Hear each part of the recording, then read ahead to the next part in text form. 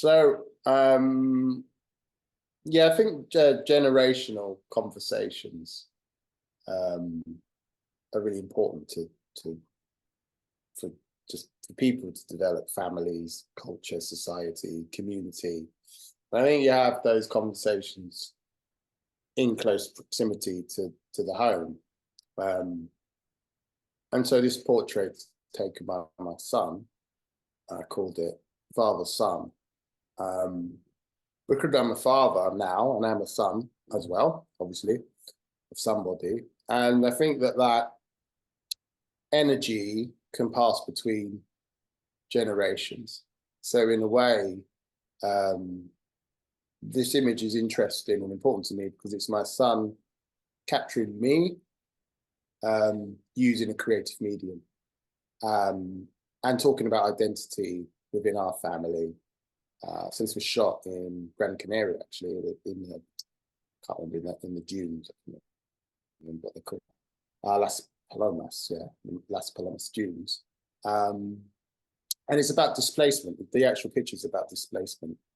And so I think that for him to understand that is really important anyway. So conceptually to understand that displacement is around identity, but just this handing down of identity and culture is important, but also capturing its difference. So if you put this image next to a picture of my dad, they're quite different, and my son and myself are quite different, 3 generations different, but actually what we're doing is sort of handing down some kind of freedom, I guess. Yeah, so that's, and then it's a powerful portrait because he's managed to capture my grey beard and my locks in their full glory. So, and that's the other thing, he really loves my hair, which I love. That he's fascinated by my hair. Yeah. So, and he understands the power of them, and he's seen how people around me respond to them, and how people interact with me because of how I look. So he's also captured that kind of pride in this image as well, which again I love. So yeah, well done, Samuel. So I mean, as I've got older, I've realised that black people are just politicized bodies anyway. Full stop. And within the bodies, the variants are important. And black men have their own. They've been politicized in a different way to black women, for instance, or to trans black bodies. But we're all political. Like you can't escape it. Particularly when you're displaced in the West, because you, from the start, you're different.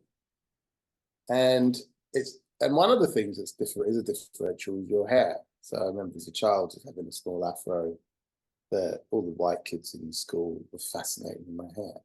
And then to touch it, and oh, it's really springy.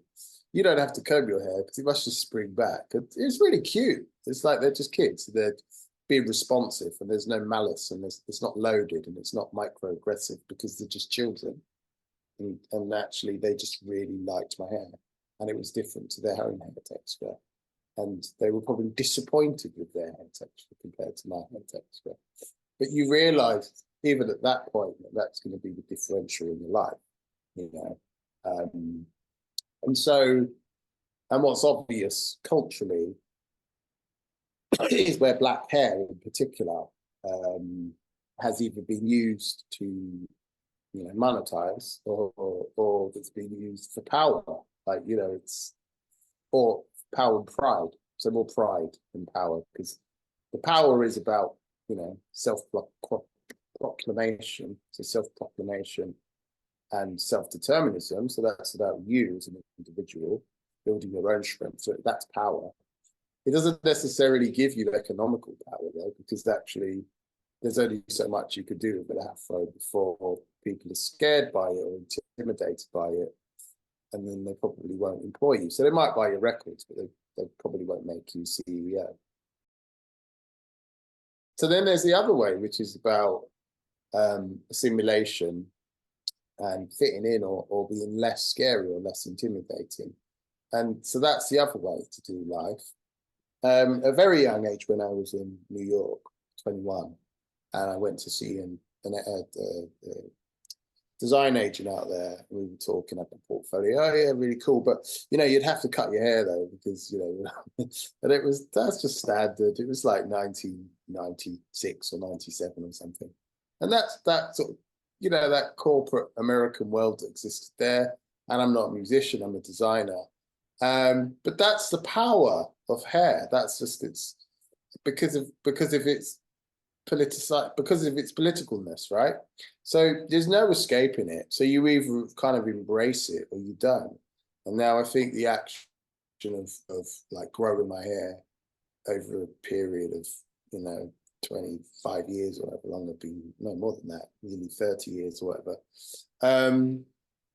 is about resistance and rebellion, of telling people this is who I am, telling people to do one, not caring if well, on the surface, not caring if things don't go my way, but recognizing that my personal is more important than societal value, and maybe I would be somewhere else if I didn't have my hair, but I don't really care now, because time is fleeting and I've survived and I'm at the other end and I still have my hair.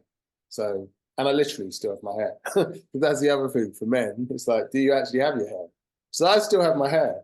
My son was saying that to me the other day. We were out somewhere. It's like, man, you're the only man in here with hair, like, because the film was quite old. Well, not quite old, but in the middle age. But they've all got bald heads. He's like, Daddy, you're the only one with the hair. I'm like, yeah, that's good. So I'm keeping it.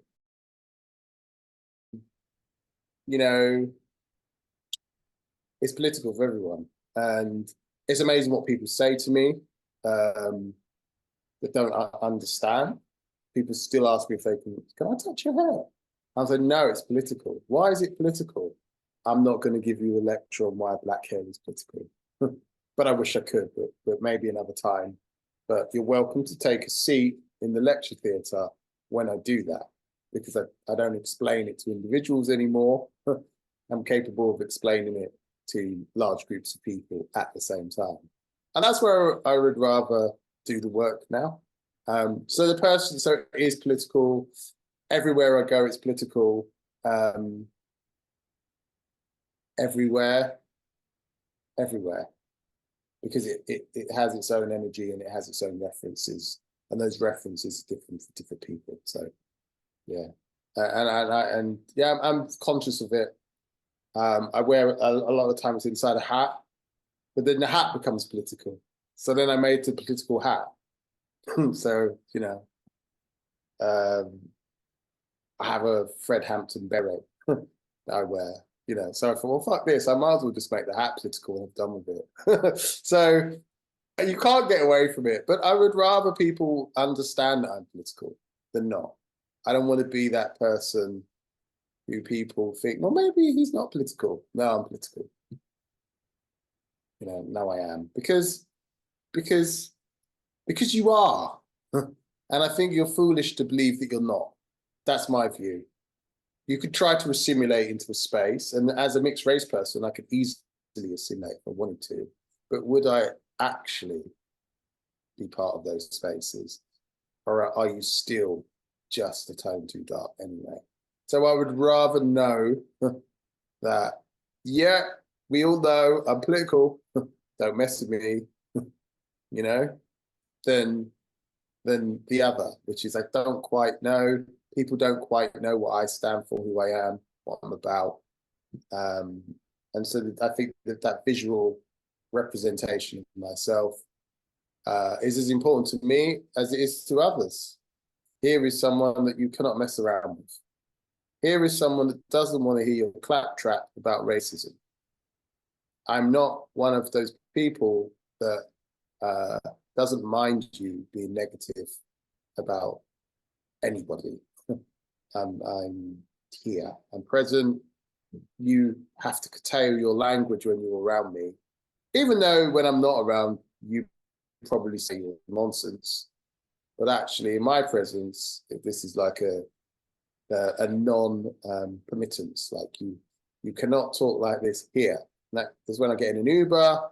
It's when I'm standing at the bus stop. It's when I walk into work. It doesn't matter where I am. If I go into a bar and there are no black people, and I'm the only one in there, you know I'm not one of those black people. You know I'm one of those black people. And I think that's important. I think that, to me, it's important. You know, I need people to know that. It's kind of militant. I'm getting so militant these days. Where's my friend Hampton Hat?